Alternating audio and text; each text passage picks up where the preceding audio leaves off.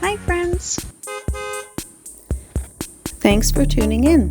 If you like this video, please give it a like, comment below, and take a moment to subscribe to our channel. Welcome to the Huron Shores Heritage Route, a beautiful drive along Lake Huron's coastline in Michigan. This stretch of road takes you from the small community of Grace to the peaceful shores of Huron Beach. The route is part of a scenic byway that highlights the history, culture, and natural beauty of northeastern Michigan. People have traveled this shoreline for centuries, from native tribes to early settlers, all drawn to the lake's resources and views.